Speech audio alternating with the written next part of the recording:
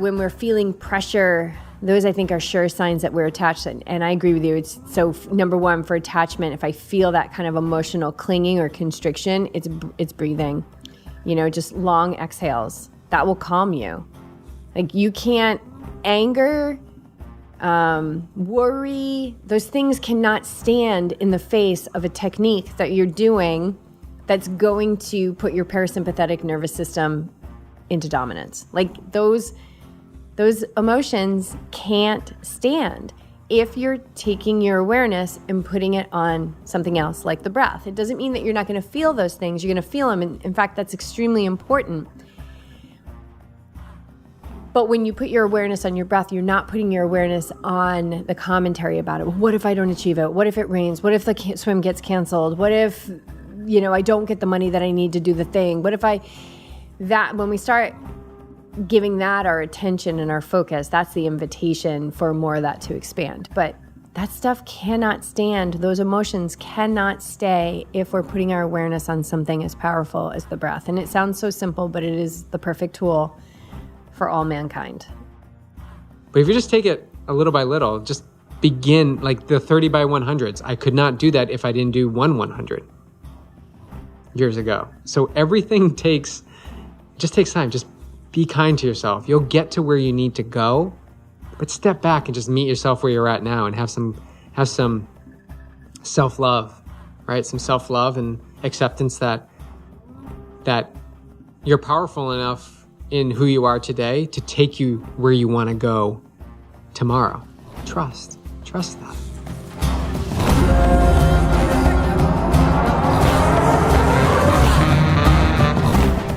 Welcome back to the Yogi Triathlete Podcast. I'm Jess. I'm here with Beej and our dog Clark. This is the O Show. This is our July edition of the Open and Honest Show where we just dive in. So we're going to start diving in. Beej, make the splash. Where do we start? I don't know if you want to talk about the swim this week. I think the swim was actually something that's, I know we're going right in. Here we go. The swim was something I've worked on for the past few years, and I've taken a break from it. I don't know why. It doesn't matter why, but I reintroduced it yesterday at the pool. It's 30 by 100s on a short rest period.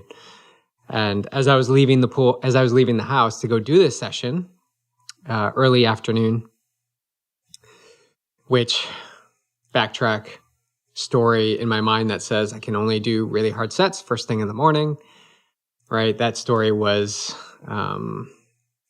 tested many times in the past year, so it's untrue. So I can swim any time of the day and still perform and do hard sets. So if you're listening to this and you've got hard lines on when you need to swim in order to do your best set, challenge that belief over and over again so that it doesn't have power over you like it did me.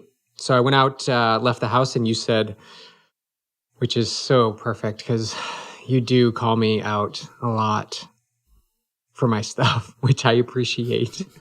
And you were like, there's no giving up. There's no stopping short. There's no, it's not your day. There's no, I'll just do it later in the week. It was go out and get the set done no matter how it looked. Because 3100s it's quite daunting if you look at it from an outside perspective, right? Over and over and over again, you're just swimming the same distance for, I don't know, an hour, I think. 3,000 yards. But yeah, I think that sent me off with a nice little bit of motivation. And I know motivation is temporary, but I'll use it in this experience. And I got to the pool and I had no expectation. Although I had the workout to hit, 135, lead, the send time was 135. For the 100s, I didn't have an attachment to, it's got to go a certain way. I needed to hit a certain time. And I think that is the growth that's happened in my relationship with the water and these hard sets. Is to just show up without drama, without a story, without attachment to the outcome, and just simply swim. And so I just swam, and I did one after the other, and just kept taking it but 100 at a time, 100 at a time. And I don't always, but most often I'll put this little thought in my mind that says, I'm going to go until I don't make the time. So keep going until you need to make a decision. You don't need to make a decision when you still have 5 seconds rest. You don't need to decide anything. You just need to keep going until you don't. I finished all 30 well under the time, 5 seconds. I at least had 4 or 5 seconds, if not 6 seconds, most of the 100. So I could have done probably another 30 more, if not more. So the point of this is getting yourself to the pool, which is an obstacle for a lot of people, to do a challenging set, whatever it is, running, biking, or swimming. Go there and have the experience without attachment to the outcome, without really getting your fingers dirty in how it has to all play out. Instead, give it up to the day, give it up to the experience, and see what you can learn from it. And that's what I did, and that's what I came away with. And last night and this morning, I've got a renewed, refreshed confidence just because I did that set. Back to the glory days that we've talked about before, like where was I in this set, a couple months ago? It isn't where I am now. Doesn't matter. The benefit of doing workouts like this and putting yourself in the experience and not judging yourself on whether you completed it or did some of it or failed, what we like to call learning. It doesn't matter. What you take away from it is that gain in self-confidence and belief that you trusted yourself to get to the pool, to go do the set and give yourself a shot. And that's the takeaway I pulled from it again. I'm not immune to these experiences myself, the ones that I give all our athletes. So quite the up level. I also think there's a math component to this, just to finish that off, where when you leave on 135, if you guys are listening and you're unfamiliar with how to read a pool clock, 135 is not the easiest, but it's not the most challenging. It's just doing a little bit of math, and then you find the flow, and it really, really grounds you. What are the send times on 135? Isn't it like... So 135, then the 10, yeah, then the 45, then the 20, then the 55, then the 30, then the 05, then the 40, then the 15, and the 50, and you just keep going around and around. I love that. It's so much fun. So the great thing about math, although it's challenging, it does root you in the moment. It really gets you focused. You've got to be on. You've got to be ready to send off at that next time. So presence is everything. And then as you get deeper into the set, I think you're starting to experience this too as you build back up your swim. I know you went through a swim phase there where you're swimming a lot, and then you kind of took a little break, and now you're back into it because of the races coming up. As you get deeper into a set, you get more engaged. I feel like not only mindfully and mentally, but in the body, everything becomes concentrated. I feel the water, feel my hips turn. I feel a light kick. I feel that quick breath. Like you feel it all. So yeah, I think there's some things in there that you probably want to. There's a lot that kept coming up, but then I just wanted to keep listening. But is there a difference between expectation and attachment? Mm-hmm. Should we not have expectations? Oh, we can have expectations. Yeah. Yeah. It's kind of like goals. Yeah. Goals, I think we absolutely should expect to achieve what we want to achieve. It's the attachment. It's the attachment that will just drag you under. I was just talking to someone before we started this podcast, and they were they have a goal, and so they stated the goal, and then they said, but I don't want to get be doing all this stuff because of the pressure, and so if it happens, whatever. And I was like, well, hold on a second. Have the goal, but that pressure is coming for the attachment. It's coming from the attachment, right? Like we set the goal, which is the outcome, but you're not entitled to that. All you're entitled to is every day getting up and working towards that goal. And when we do that in earnest, and we do it from a place of being grounded in presence each day, and a lot of other qualities like gratitude and the truth that, we are very powerful, creative beings, a lot of other truths that we want to be grounded in throughout our day, we realize that the outcome is actually that's not where the joy is. Like the joy is all along. And joy is not an emotional state. Joy is a state of being. And I would say it leans more into just like a state of contentment, just like a rooted state of contentment where nothing needs to change. So I think we should absolutely expect big, huge, amazing things for our life. But when we feel the pressure, when we feel any kind of emotion that's clingy, that's when we know we're getting attached. So, and I know you've experienced it. I've experienced it. How do you work with it if you feel that emotion coming on or the pressure? It's all attachment. It's just other words for attachment. How do you work with that? Yeah, and the attachment, it doesn't matter what the goal or expectation is. It can be anything. It's how we react to that attachment is what's at the root of that. It's my personal response. It could be anything. It could be running a fast 5K. It could be speaking very clearly in this podcast. It doesn't matter what it is. It's my interpretation of the attachment to that goal. Does that make sense? Yeah. So basically, you want to be vested, right? Which I guess is kind of like attachment, but it's the emotional component. Which is everything which is under my control is what I'm saying. I have the power to choose how I react to all this, the pressure. Once you state a goal, you may say, well, yeah, I'm not really attached to it. But if it's working things up inside of you, creating some level of stress or anxiousness, then you're not fully detached. We were talking about that, being fully detached. But so how do I work with it? I'm trying to recall it, at the top of my head, unless you can remember something recently where I really was attached. I can't. But when I was attached to things, at first I couldn't see it. Well, I think it could be even little things, like moments where we're trying to control something, right? We're attached to the way something should be. The spatula. Yeah, going back to the Tina Muir So I guess podcast, it has happened. The spatula. It has happened recently, just not in performance. Yeah. Yeah. So how do you work with that? When you feel any kind of attachment, attachment is attachment, right? Fear is fear. Right. Joy is joy. There's not different types of it. It just is.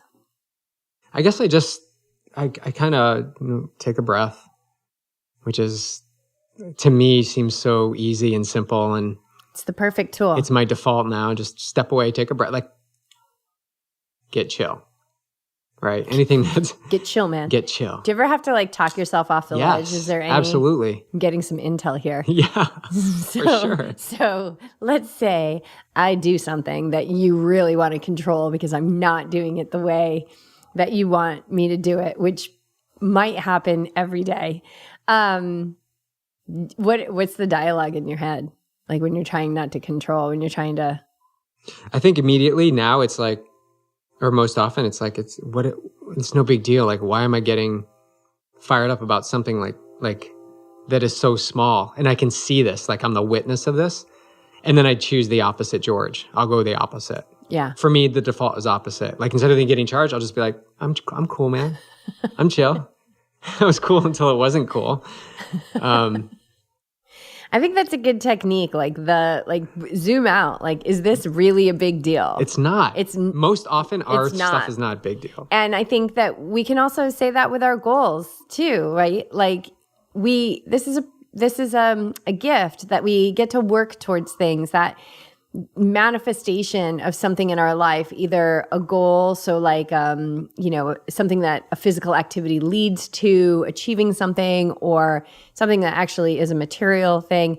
Our ability to manifest is a gift from the universe to ensure that we have fun along the way, because there's a lot of challenges that we get thrown in this earth school, and every day we're going to learn But yeah, when we're feeling pressure, those I think are sure signs that we're attached. And I agree with you. It's so number one for attachment, if I feel that kind of emotional clinging or constriction, it's breathing, just long exhales. That will calm you. Like you can't anger, worry, those things cannot stand in the face of a technique that you're doing that's going to put your parasympathetic nervous system into dominance. Like those emotions can't stand if you're taking your awareness and putting it on something else like the breath. It doesn't mean that you're not going to feel those things. You're going to feel them. And in fact, that's extremely important. But when you put your awareness on your breath, you're not putting your awareness on the commentary about it. Well, what if I don't achieve it? What if it rains? What if the swim gets canceled? What if, I don't get the money that I need to do the thing? What if when we start giving that our attention and our focus, that's the invitation for more of that to expand. But that stuff cannot stand. Those emotions cannot stay if we're putting our awareness on something as powerful as the breath. And it sounds so simple, but it is the perfect tool for all mankind. It is the perfect tool.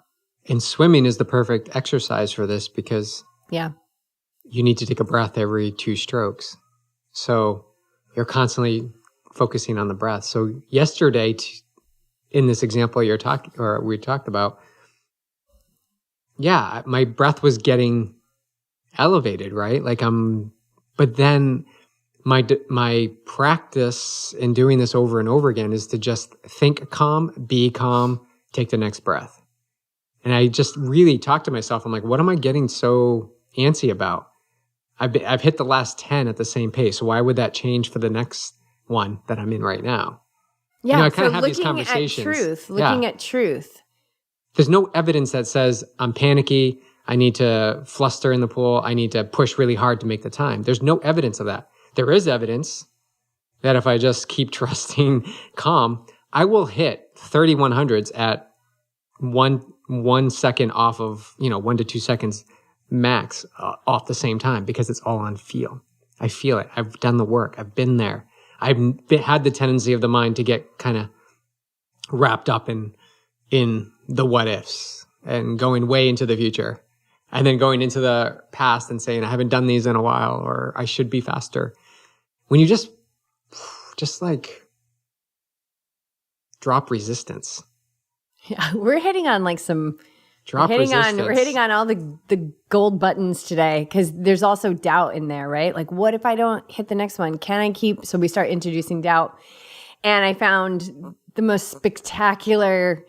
the jazz hands. I've got jazz hands right now. I'm so excited. The most spectacular explanation of this mind virus of doubt in the Yoga Sutras, which is, and I wrote it in my journal and I journaled about it and it's in the thing. So let's see what I can remember. I'll paraphrase it. But basically doubt is, so if I am entertaining doubt about something, it's because I am not willing to penetrate the very thing that I'm doubting to see the truth.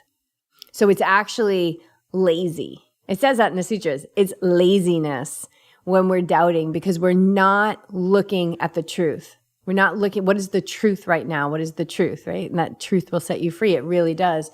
And doubt is, it can hold you captive. It can just squash your goals and your dreams and your belief in yourself. And really all it is just a bypass of taking the time to ask yourself, what is true right now?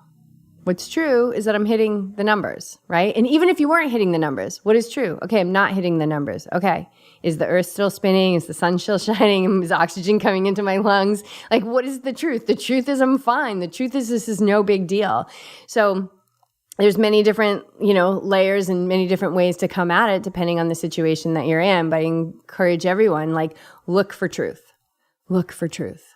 Truthfulness. It's so fluid. It's always with you. And so the mind being that default, will go into that default mode of just going to what is known. And so if we're practicing doubt, that's going to be our default mode. And it's actually just kind of a lazy mechanism of the mind. And I think it also overlooks how powerful and strong and amazing we are when we're doubting ourselves. So I would dig into that and look at that and journal about it. Yeah. Get it out. Get it out. Get it out. Get it up and out. Like, we got to release the suppression. Like, you got to off-gas that doubt, man. The post that I did, I started with, if not now, when? Mm-hmm. So the doubt is going to be there, and you'll always push it off. If your default is to always, if your recent past has always been the pattern that you're creating is to get out of the pool, stop at 10, stop at 8, whatever, take a big break, mix them up. Like, if that is your default pattern, that's what you're practicing. When will there ever be a time when it's going to be perfect? Like, when you sent me off yesterday, what took a hold of me was just get all 30 in. Like, just get all 30 in. It doesn't really matter how it happens. Just get all 30 in.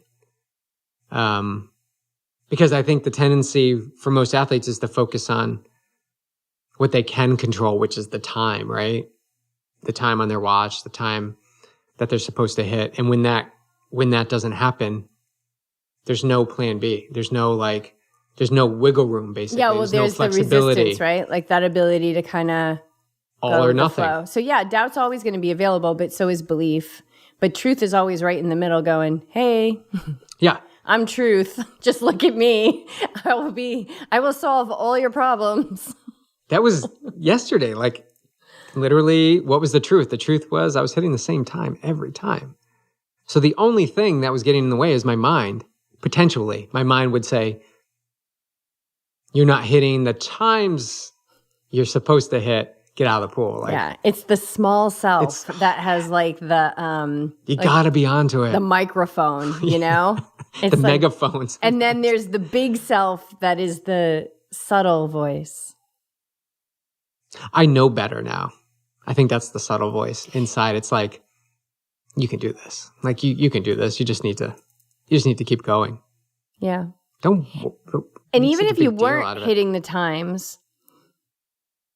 Even if you weren't hitting the times, right? Because there'll be times that we don't hit the times. For sure. The lack of acceptance of that is going to make you suffer, right? So there's the dropping of the resistance. So if anybody's interested in like a book about dropping resistance, read The Surrender Experiment by Michael Singer. That's a great one. Really, really great book. Super fun. It's like there was times also like it will show you what's activated within you. Like, there were times during that book where I was like, what? I can't believe this is happening. Like, that's not even legal. Like, wow, like, why is that person doing that to him? And just everything that goes on in his life. And the premise of the book is he just decides that he's not going to fight the flow of life anymore. He's just going to be like, he's just not going to fight the flow of life. So you make the times, you don't make the times, whatever. You just keep doing the work, right? You keep saying yes. Yeah. Keep saying yes. You have the right to the work, but not to the fruits. Do the work for the sake of the work, and don't fight what comes at you. Yeah, it's a really good book. Love that book. All right, the swim. That was good. I thought there was some good messaging in there. I feel like we I think this is pulled out some good stuff. Yeah, it's the merging of what we do in training and the endurance world, and merging that with opportunity to train the mind. Yeah, I mean, it's mindfulness. It's in sport. It's just beautiful. Yeah. But you got to be awake to it. So it's not like, I think the work that we do out of the pool, off the bike, and out of our running shoes, sitting on a pillow, meditation pillow, and spending time. Oh my God, yeah. Needs to happen, must happen, to be present for the experiences that show themselves in these training sessions. And then there's also, you got to get up and get out in training. I mean, that goes without saying. You got to go train. Yeah, life is going to be more easeful for sure. And then there'll be times because you're aware, because you've got that gap all squared away where your awareness is and where you can see your thoughts, that in the moment, like yesterday when you're doing the swim, you use the techniques. But this kind of leads me into the work I'm doing with Lawrence Van Lingen, and working with his Inner Runner program. Highly recommend highly recommend this program. And it's all online. It's so good. And you can work with him online too. But his belief, it's so aligned. I just love the way he does things. It's so out of the box. It's so against the grain. Is like working on your running form. You don't work on your running form during running. Like the majority of work on your running form is done outside of running. And it's all tied into posture and just these amazing, very creative exercises that he has, and the way that he articulates cues, like the cue of like leaning forward to run. No, it's a shift forward from your hips. And he like kind of describes the differences. And I love the way he takes you through, like he'll have you do these couple exercises like, okay, here's the cue that you always hear. Now do this exercise. Now feel that. And then now here's this other cue that, that makes a whole lot of more sense and will benefit you, and feel this in your body. And so he kind of shows you like, and you feel it in your body, and it's great because now you're embodying it. And that's what we're doing on the cushion. And that's what we're doing throughout our day, is that we're embodying the practice. Like you can, when we were listening to that thing with Ram Dass, like there's knowledge and there's wisdom. And so there's a lot of knowledge in this world. There's a lot of books being read, and that's great. But you got to put that stuff into action so that you have experience and then you gain wisdom. So yeah, like it's training your mind is not done on race day, right? It's done every day. It's not done in the books, and it's not done on it's done every day. Every day, yeah. But yeah, I love that work I'm doing with Lawrence. It's wonderful. So well, why are you doing that? You notice something, in your gait, your running gait. Yeah. Like my right foot is kicking out, and there's a whole string of things that happen when that happens. Why don't you just take the foot and why don't you just, you showed me that too. You were like, well, if I just walk like this, and you're like, that doesn't feel good at all. Yeah, well, I've been walking like that, and now it's starting to feel normal. Yeah, there's a whole thing, like a string of things that happen when that happens, and it's been doing it for years, right? So it's a bad form that I have practiced for decades, and now we're starting to unwind that, and it's great to see how resilient the body is. But what has happened is that, I'm overusing hamstrings and calf, and not using the glutes as much, and furthermore, what's happening is that I'm not giving room for my hips to really float and to have a lot of room and be tall. And so you see that, and I've seen it in so many of my race pictures, like where somebody's running and they're like kind of collapsing into their hip. That is exactly what I've been doing. And so we're working with my posture on that. And here's the cool thing for you meditators out there, like the cues that I've been working with the shifting of hips forward, I've recognized that is the same exact cue and the same movement that I do when I sit in meditation, is that I'm shifting the hips, not dumping into the back. So that's something you want to be really careful about. But it's this tallness. So you've got this integrity in your spine. And I'm now taking that and doing different exercises, as well as obviously sitting in meditation every day. But that's helping it translate into running, and it feels different. Like there's things that like weren't happening before. Like my chest is soft, like feet are relaxed. And so, I've had a sore foot for many years, and then the other foot started to get sore, which is a byproduct of this bad form, and the bad form that's allowing me to make beautiful changes. And then it was just like, oh my God, both of my feet hurt so bad. So that was my sucks enough. Like it couldn't, like I was like, I got one good foot and one foot that's sore. Then I had two sore feet, and really, really sore after Mendocino. I took a big break after that, and building back up. And I feel pretty good. I'm doing the best I can with this body and the patterns I've developed. And, I love this body. It's just, so amazing. I love it. I can't believe what it does and how forgiving it is. And so working with just moving in new ways, more easeful ways. So doing that with the mind, and now I'm doing it with the body. The body's following. It's great. Yeah, two things there. You're doing the work, right? You're doing the exercises. You're investing time in yourself and doing the inner runner program, the breathing and really immersing yourself in it. The second thing also is you're not diving into why it's happening. In terms of why is my foot, like, how did my foot get like this? Like, what are the things that happen that I can do to avoid it in the future? So you're not seeking the why, you're in the solution to what's presenting itself right now.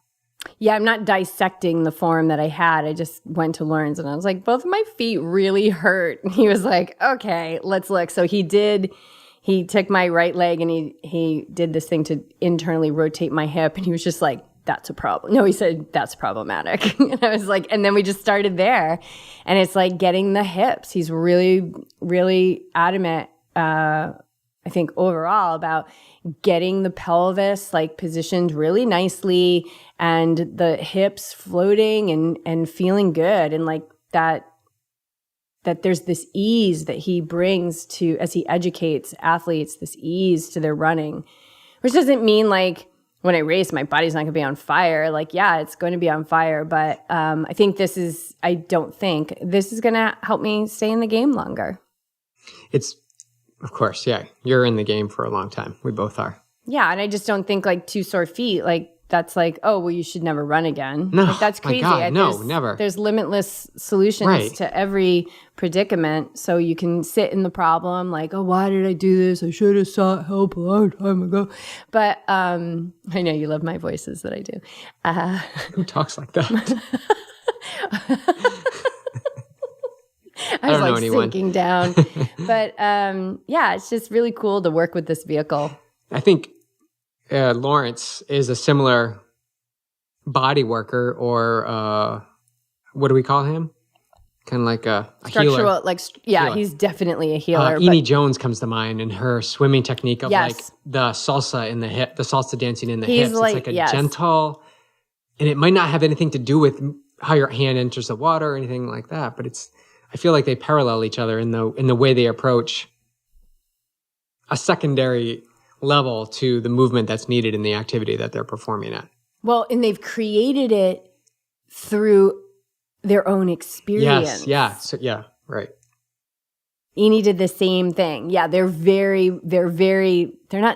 similar, not the but same, they're, right. but in essence, in their approach, very creative, very unique, and very effective in how, Eni, the way she would teach cues and the way that she has you, do different drills in the pool and stuff, so out of the box. Yeah, that's Lawrence too. He's magnificent. It feels so great. And he's super fun to talk to as well. I think we just love going up there. He's right up the street. He's an hour up the road in Laguna. So we get to see him firsthand. Yeah, so I feel good going into the race this weekend. Yeah, so big weekend for the team. Actually, we have a bunch of people racing, not just Oregon, but we've got Boulder Peak. We've got another race Justin's doing, a sprint triathlon in Michigan. So we've got some things happening. So how do you feel about the re-entry into 70.3 racing? Yeah. We've done some results stalking a little bit on yourself from past. Yeah. I wanted to see what nine races. I have done 9. Yeah, this will be 10.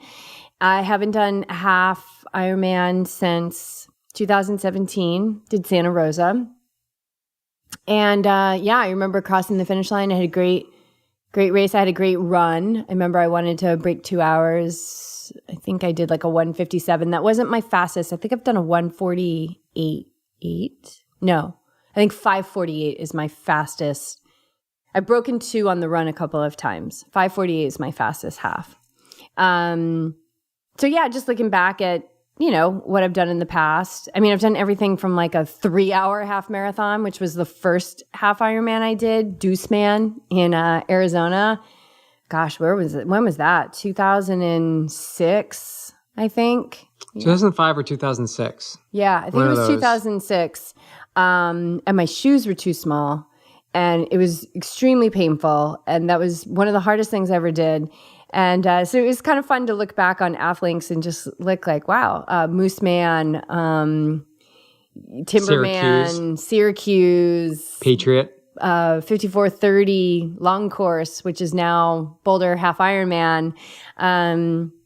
Yeah, I feel good. This is my return to 70.3. I recall really liking this race. And, since 2017, I've done, I don't even know, 9 or 10 ultra marathons, which I'm sure fast-tracked the whole foot pain thing because I was running a lot. And so I have a lot of endurance. I mean, I've been in this game now for 18, almost 19 years. And I remember really liking this distance. And so you think like a 6-hour race feels pretty good. Or sub 6-hour race, I should say, is the goal. And I'm excited. I feel joyful. I feel different. I don't feel any pressure. I feel different than I have in the past. I just feel like I'm going to go out there and I'm going to do really well for myself. What do you think about the taper that's been happening? Yeah, I've been feeling like super achy. But do you trust? Oh, totally. Yeah. Trust the taper. Yeah. There's no mental, there's no mental issues here. Like I'm not, that's not the right word. I'm not worried. I'm not like, oh, what am I going to be on race day? No. I love the race week. I mean, I love how you kind of ring us out. Like Sunday, we were doing some race pace efforts.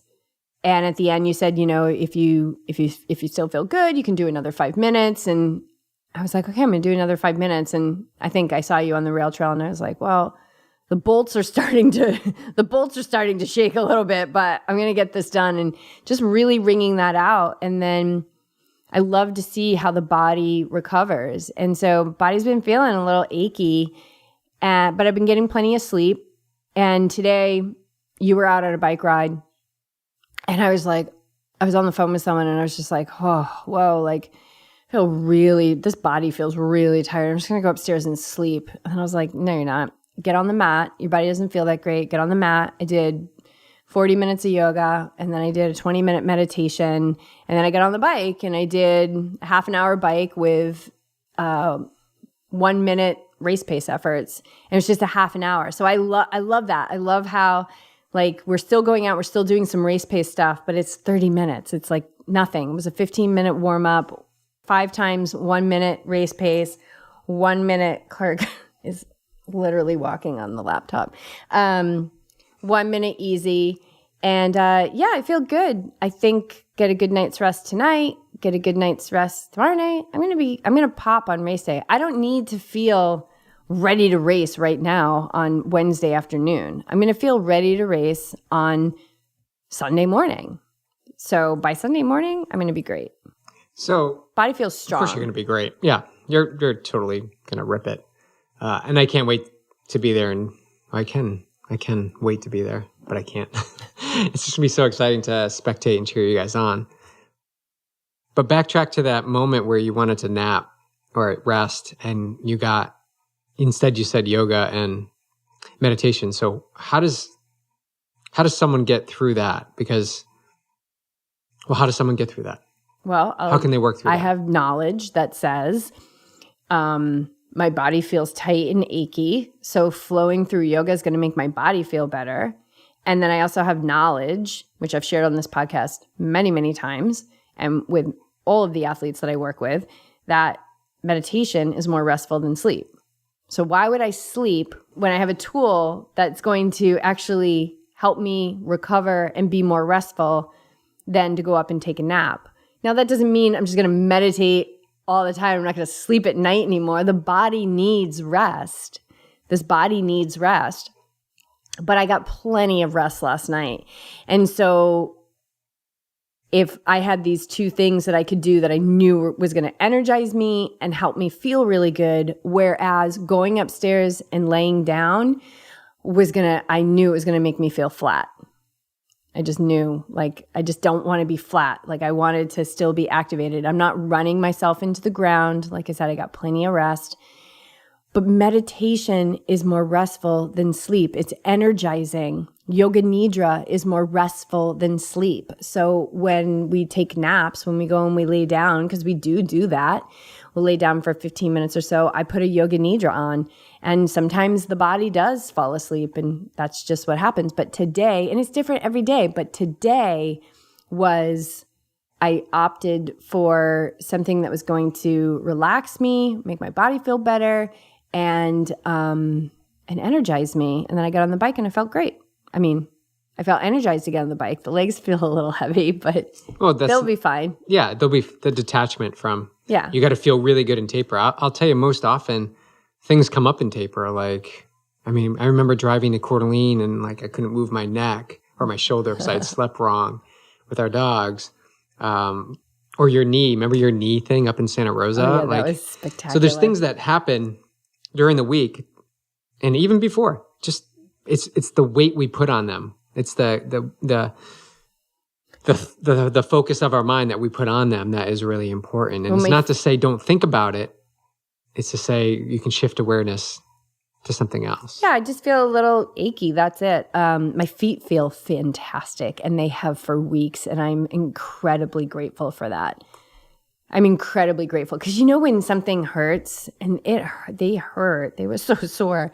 Like you have that thought of like, am I always gonna have sore feet for the rest of my life? And then it's like, okay, well, I guess I could live with that.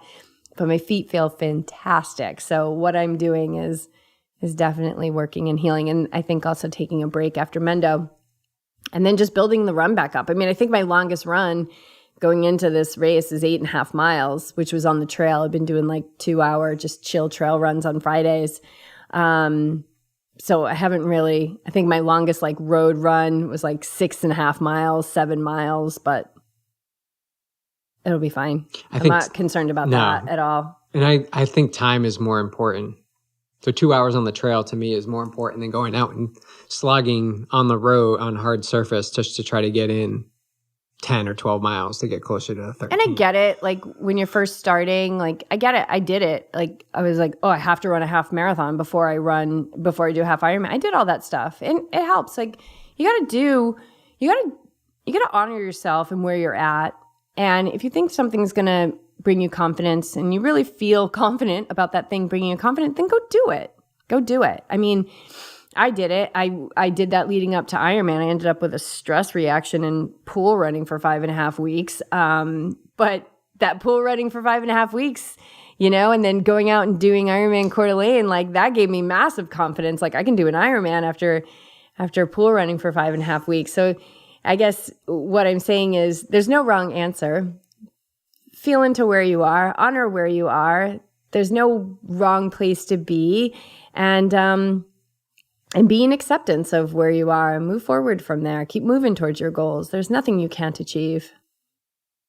And if you believe you can't achieve it, that's just the thought that you focused on. Because a belief is a thought that we think about a lot. I know. That's it. Isn't that so easy? Super basic. Beliefs are just thoughts that we practice. That's it. But we make them personal and we make them a part of our identity. And then that's where we can get defensive about them or we need to fight for them. And sure, things can be important to you and part of your values. I've definitely got a belief that I think we should all be doing the least amount of harm in any given situation. It's a really strong belief of mine.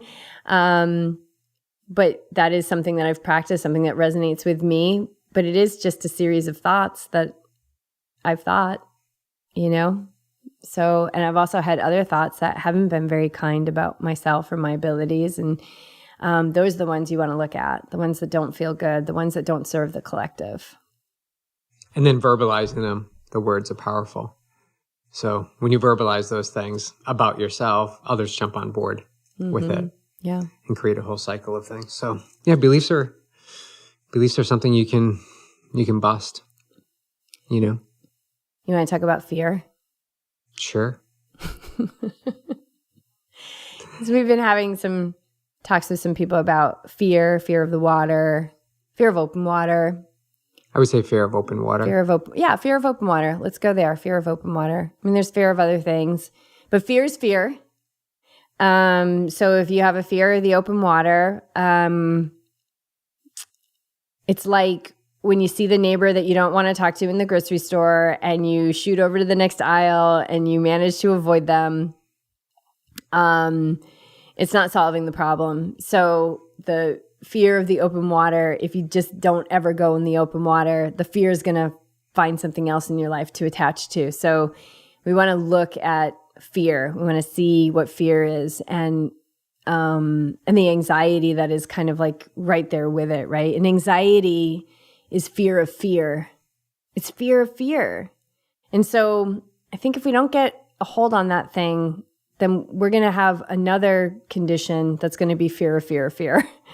Right. And yeah, I used to have anxiety. I used to have panic attacks. Like I've had them in the water, but I've had them even before I started being a triathlete. I had them in my life. It's terrible. It's awful. But truth, like what's the truth? What's the truth of the moment? How do you work with athletes in fear of open water? Well, I have one right now, new to triathlon, working. Yeah, that's the baptism of triathlon, working right their there. way into it. We've all been there. But it stirs up a sense of doubt and probably a little bit of unworthiness and fear that you'll never be able to do this or you're not good enough to do this. You know, it goes deeper than just trying to get into the water. But how I work with it, and I've had success numerous times, is, you know, one of the beliefs that I have, which is just a little bit every day over a long period of time. Mm-hmm. So we don't need to swim across the lake right now. That's not what we need to do.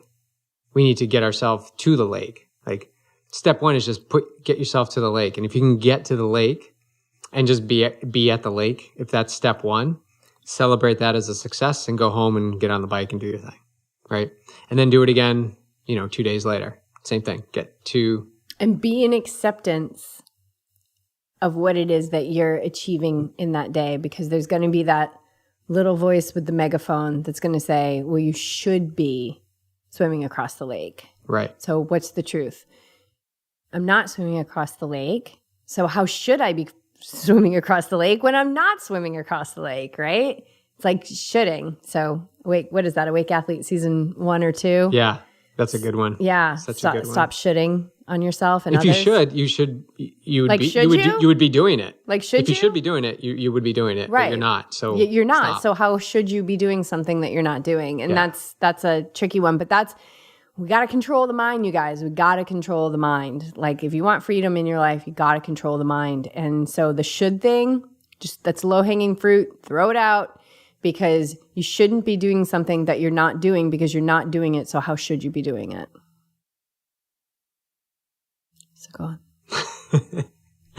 It's true. And just taking steps, baby steps. So you start going to the lake. Then maybe you get out of the car and you actually like put your wetsuit on and put your feet in the sand, or maybe you actually step into the water. There's another step, right? So you're playing the role. You're getting yourself familiar with this. I think swimming is such a great metaphor in terms of doing something that you should be able to do and not doing it, because we expect ourselves, most of us, I'm going to put us in this big bucket that says most of us didn't grow up swimming. Most of us didn't do that. I didn't. I mean, I was in the water. I took the little swimmy class, whatever, when I was a kid, and I went there with my family, but I never was like immersed in swimming laps and feeling that. So now we're adults and we're trying to get into triathlon and we're saying, oh, we should be able to swim, right? Because we're adults. We should know this by now. Mm-hmm. Well, guess what? We don't. We need to familiarize ourselves with this unfamiliar environment that if we're lucky, we're in this body of solution 2 to 3 hours a week. How many hours in a week? And you expect to be like a master at swimming? Like that's That's a really high expectation, in my opinion, that you should be able to do all of, be at the peak performance in swimming in an environment that you really don't have experience in. Yeah, I mean, if that's your goal, okay, make it your goal. But to have it instantaneous is Takes time. an unrealistic desire. Unrealistic desire, yes. That's what I was looking for. But meet yourself where you're at. You talked about that before. Meet yourself where you're at. So this athlete is doing this, like getting to the water, putting the wetsuit on, and actually went in the water and actually swam across. And it wasn't that cold. They said it wasn't that cold. And they were fine. Right? So my point is they would have never even, most people would never even step foot because they've decided long before they even got in the car to go to the lake that they weren't going to do it. For whatever number of reasons the mind wants to conjure up and believe in and create a belief around. Whatever thought. There's 70 to 80,000 thoughts a day, so it's going to cling to some of those and really form this strong belief. But if you just take it a little by little, just begin like the 30 by 100s. I could not do that if I didn't do 100 years ago. So everything takes time. Just be kind to yourself. You'll get to where you need to go, but step back and just meet yourself where you're at now and have some self-love, right? Some self-love and acceptance that you're powerful enough in who you are today to take you where you want to go tomorrow. Trust that. And this athlete is doing it. Not just the athlete. There's plenty of athletes on the team that are facing fear of open water. What about fear of the ocean and its inhabitants?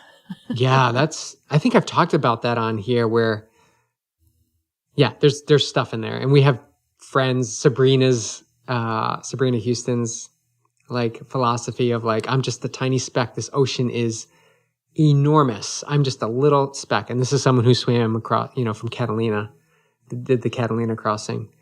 Yeah, I love that. I think we asked her on the podcast after she did the Catalina crossing, like about sharks, which I'm learning, like, you don't ask marathon swimmers that because they're just like, it's such a rookie question. But we all want to know, like, aren't you scared of sharks? But she was just like, I don't even think about them. Like the ocean's so big and I'm small and, it's not like they're looking for us. But something like that also, like fear is an energy that affects your vibrational resonance.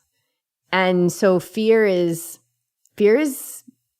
something we really want to look at and practice being calm in the face of and look for truth in those moments. Because if we are buying into the stories around it, we're heavily affecting our attraction point, and we are attracting actually what it is that we fear, or it's equal. And that's just the way it works. It's not a punishment. But like BJ said, just a little bit over time. And also, so I think if you're talking about the ocean, swimming with people, and I remember when we started getting into the ocean here, there's a guy like on Monday nights and he has like the shark thing on he has like the shark repellent. Yeah, shark repellent. Radar thing. I don't know what it is, but it's something around his ankle. And I was just like, all right, I'm swimming next to that guy. Like at all costs, I'm swimming next to that guy. And so, I have a little ritual when I go into the ocean. I just, I walk in, I feel the water. I ask for permission to enter. I ask to be protected. I thank the ocean for welcoming me in. I ask to become a part of her world and that I'm just there to pass through and that I respect her because ocean's so powerful. And I just I thank her and I thank the universe for my safe passage. And I do it very calmly. So if you're doing it from like an energy of, nervousness and panic, like, oh my God, keep me safe. Like it doesn't work. Like you want to be steeped in that calmness. So feel the ocean, feel her, feel your feet in the sand, get yourself grounded. What is the truth of the moment? You're safe right now. And so I think ocean too, whether it's sharks or stingrays or jellyfish or the waves, like Beej was saying, get in. I used to do this. Well, let me finish what I was going to say, and then I'll share a practice I used to use. Get in there, get yourself more familiar with it, because experience is everything. And I remember when we were back in Rhode Island, I would go and I would swim open water, because you were like not having open water back there. I think you were scared and you weren't doing it. And I remember I would go to Third Beach and I would go by myself sometimes, and it was like a cove, so it felt pretty safe. But I would also do this when we were just at the beach hanging out, and I would just float on my back and I would breathe, and I would notice the fear, and I would breathe, and I would notice the fear, and I would breathe, and I would notice the fear, and I would breathe, and I would just be like, I'm safe. Like, I trust. And I would just float there. Like, am I floating out to sea? Am I floating into a shark? Am I floating into, something that's going to hurt me? And I would just lie there and I would just practice trust and relaxing. And I would do that for, a few minutes. I would count the breaths. I started with like 5 breaths, and I think I got up to like 30 breaths of just resting and relaxing. And that changed so much for me. I feel that relaxation when I'm out there in the ocean now. Yeah, and it's a great tool. I think breath, again, is powerful in these circumstances where we can shift awareness from what could possibly go wrong versus just be in the moment and what could go right. I tend to, my theme lately has been to view the ocean as it's there to support you. It's there to carry you. It's there to not do any harm, but it also knows that it's pretty powerful. It just doesn't know that you know how to work with it yet. So it's always going to support you. And I feel like even if I tumble in the waves and get thrown, it's going to bring me back to shore. So this is my belief. This is just what I choose to believe. So I always feel like when I'm in the ocean, I'm creating a relationship and a partnership with it. Like, I know you're here to support me. So when it was chop suey the other day and Daniel and I were in it, it's actually quite fun because you get tossed and moved around a little bit. And then a rogue wave, not a rogue wave that you would think of, but one that is bigger than the others in this instance, close to shore. I just relent to it, just ride it over. And then if my arm is like way up in the air, like I'm raising my hand, it'll come back down to take a stroke, and just feel the flow. Just feel that ebb and flow of the ocean, because the ocean is just stating its presence and it's doing what it's supposed to do. But I believe it's always supporting. I believe it's always welcoming and supporting. And it may not be how we expect it to be, but I believe when we're in it, we are a guest, that we effort too much. And when we begin to have less resistance and kind of an easefulness in the efforting, the ocean will work in partnership with us. Yeah, that's beautiful. Yeah, I mean, we got to respect nature.